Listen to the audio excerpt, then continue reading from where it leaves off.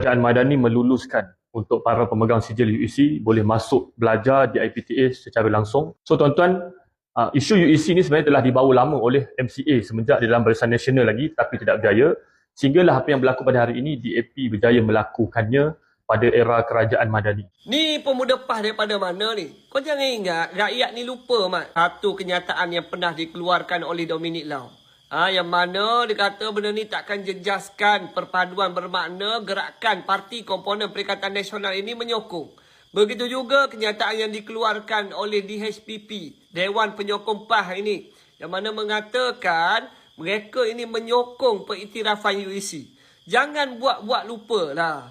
Dan zaman Perikatan Nasional 33 bulan, Razi Jidin umumkan yang mana kerajaan Perikatan Nasional yang ada PAS dekat dalam ini mengiktiraf sijil UEC untuk masuk ke IPG. Masa ni mana korang? Jangan nak politikkan isu pendidikan lah. Dan kepada Akmal Saleh pun aku nak tegur sikit.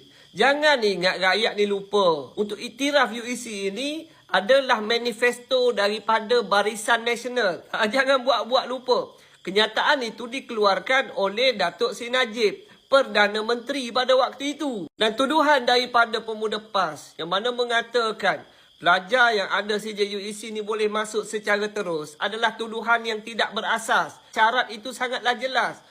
Pelajar yang ada sijil UEC nak masuk ke IPTA, mereka perlu ambil SPM dan kena lulus mata pelajaran Bahasa Melayu dan juga Sejarah. Apa yang kau kata secara terus ni? Dan kepada pelajar yang ada sijil UEC ni juga, 4 kos sahaja yang mereka boleh ambil. Oh, hari ni kita tengok bukan main lagi lah nak jadi jago puak-puak ni. Nak tunjuk kononnya dia membantah. Aku nak tanya, korang ni bantah UEC ke? Ataupun korang bantah bila Kerajaan Madani yang buat? Kalau korang buat tak apa. Dah lah tu politikkan isu pendidikan. Mulalah bekerja secara real.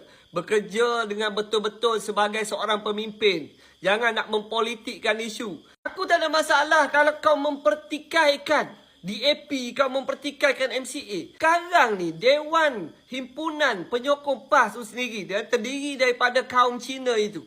Yang mana mereka punya harapan yang besar kepada PAS untuk PAS ini menyokong pengiktirafan UEC ni. Kau nak khianat dia orang ke yang mana setia menyokong PAS? Hanya kerana nak tunggang isu, nak tunggang modal populis macam ni, hingga akhirnya kau membelakangi penyokong-penyokong setia PAS itu. Aduh, apa punya politik ni? Dan jelasnya dengan perangai puak-puak ni, kita nampaklah memang tiada kepentingan langsung untuk rakyat menyokong mereka. Sebab kerja mereka hari ni hanyalah menunggang isu sebab dah tak ada modal sangat. Waktu mereka jadi kerajaan, bila benda itu dibuat tak ada masalah. Jadi aku haraplah kepada Dewan Himpunan Penyokong PAS ni, mulalah untuk bergerak keluar dan jangan lagi menyokong parti yang hipokrit macam ni. Sebab suara kalian hanya digunakan untuk tunjuk kononnya PAS ni for all. Sedangkan realiti politik mereka tidaklah terbuka seperti mana yang mereka cakap. Mereka jelasnya satu kelompok yang mana demi untuk menang dalam percaturan politik, untuk mengetepikan orang yang selama ini menyokong tu tak ada masalah. Penting untuk kita faham kat sini, mereka ni memang manusia yang jenis macam tu. Assalamualaikum. Ciao.